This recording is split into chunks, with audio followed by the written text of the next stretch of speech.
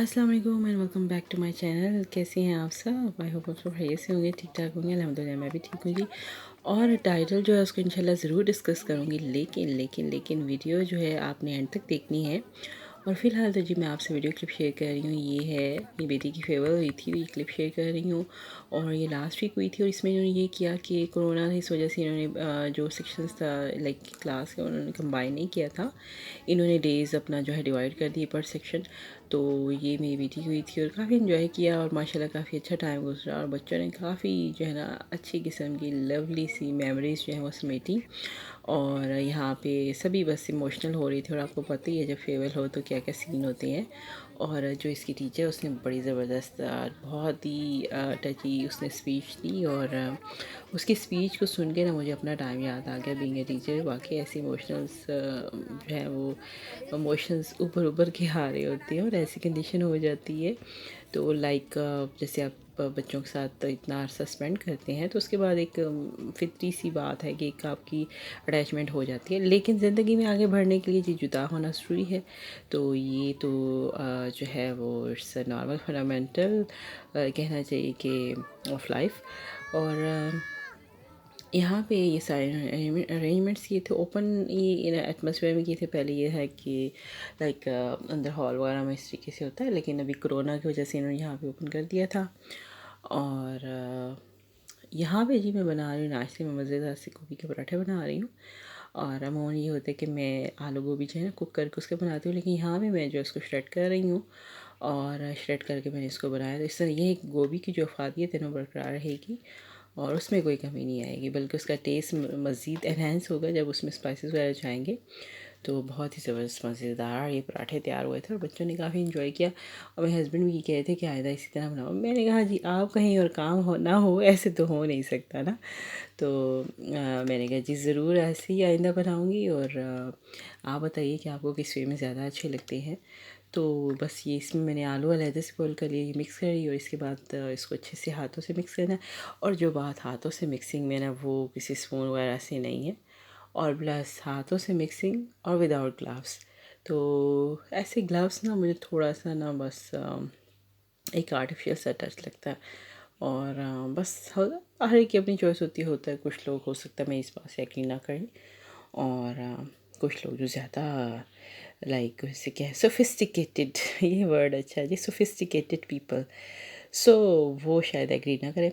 Any how topic की तरफ आते हैं जी। टॉपिक है जी बड़ा सेंसिटिव और जो बहुत कहना चाहिए कि 2-3 वीक से एक इशू जो है वो ज़ेर बहस है, तो उसी को डिस्कस करूँगी।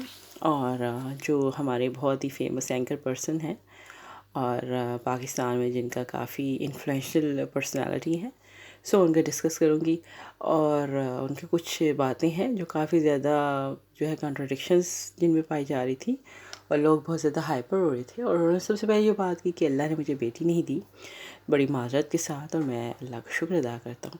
तो इस बात ने ना बहुत से लोगों के दिल तोड़ दिए, यकीन माने, क्योंकि बेटी नहीं दी ये कोई इसमें इतनी खुशकिस्मती नहीं है, बल्कि ये रोने की बात है जी। बदकिस्मती है, अपनी किस्मत पे बंदा रोए कि बेटी नहीं दी। क्योंकि बेटी जब पहली औलाद बेटी हो ना तो वो कहते हैं कि बहुत ही खुश नसीब वो एक कपल होता है या माँ बाप होते हैं जिनकी पहली औलाद बेटी होती है।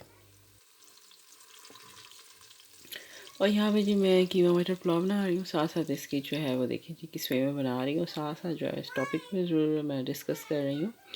तो वो कहते हैं ना जी बेटियाँ सबके नसीब में कहाँ होती हैं, घर जो खुदा को पसंद हो ये वहाँ होती हैं। सो बेटियाँ तो माशाल्लाह अल्लाह की बहुत बड़ी नेमत है और इन्हीं के दम से घर में रौनक होती है। तो इस स्टेटमेंट ने काफ़ी ज़्यादा लोगों को डिसहार्ट किया और उसकी वजह से जो इनकी फ़ैन फॉलोइंग है ना उसमें काफ़ी ज़्यादा कमी आई। क्योंकि मोस्टली जो कमेंट्स पढ़ा और जिस तरीके से एक ट्रेंड चल रहा है ट्विटर पे कि गिरफ़्तार करो ये वो, और इस तरीके से काफ़ी ज़्यादा लोग हाइपर हो गए।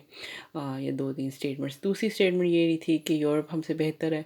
तो यूरोप किस तरह भी हमसे बेहतर है? यहाँ जो वैल्यूज़ हमारे मुआशरे की है ना पाकिस्तान की, और जो इस्लाम ने एक रिस्पेक्ट दी है औरत को, वो एक हमारी सोसाइटी की जो वैल्यूज़ हैं दुनिया में कहीं पे भी नहीं है।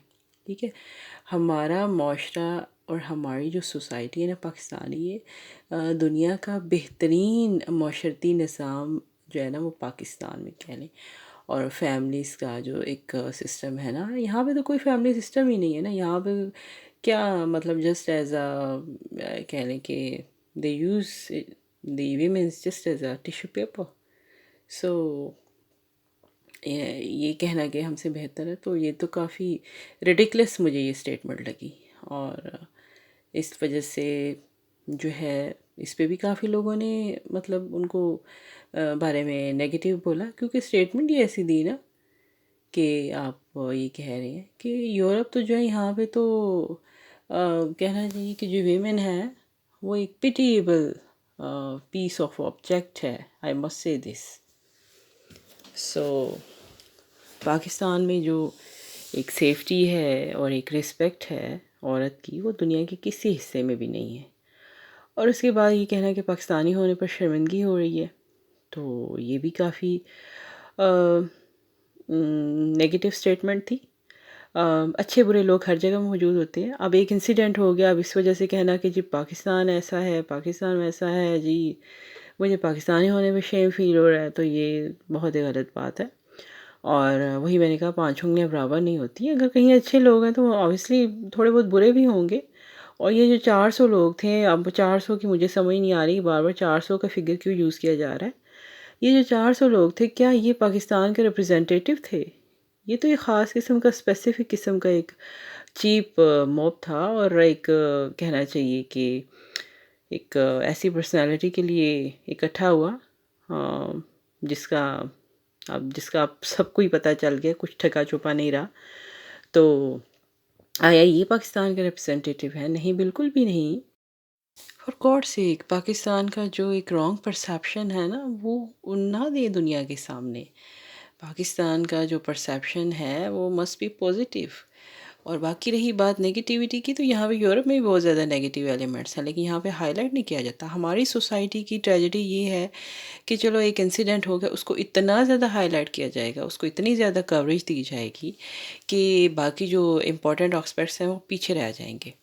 سو جب ہم اس قسم کے انسیڈنٹس کو، ٹھیک ہے وہ اس کے ساتھ غلط ہوا، اس لڑکی کے ساتھ ایسا نہیں ہونا چاہیے تھا، ہم اس کو بھی جو ہے وہ کنڈیم کرتے ہیں، لیکن اس کی وجہ سے یا ایک انسیڈنٹ کی وجہ سے آپ اتنا سخت بولیں اور اس قسم کی اسٹیٹمنٹس دیں جس سے پاکستانی جو کمیونٹی ہے، جو پاکستانی ہیں، وہ ڈس ہارٹ ہوں، تو ایسا بھی نہیں ہونا چاہیے.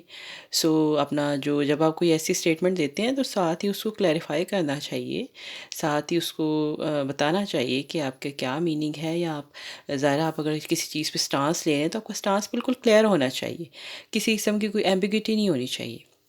اور یہ ساری بات میں کر رہی تھی اقرار الحسن، جو ہمارے فیمس اینکر پرسن ہیں اور سریام پروگرام کو بھی بہت اچھے سے لیڈ کر رہے ہیں. ساری اچھائیاں ان کی ایک طرف، لیکن یہ جو کچھ اسٹیٹمنٹس انہوں نے دی نا، یہ ساری ایک طرف. تو اس کی وجہ سے تو مجھے بھی اوبیسلی جو ہے نا کافی زیادہ مجھے بھی دکھ ہوا. سو آئی ہوپ کہ نیکسٹ ٹائم جو ہے وہ پاکستان کا پازیٹیو امیج ہی پوری دنیا کے سامنے لے کے آیا جائے. بہت سا خیال رکھیں. اللہ حافظ.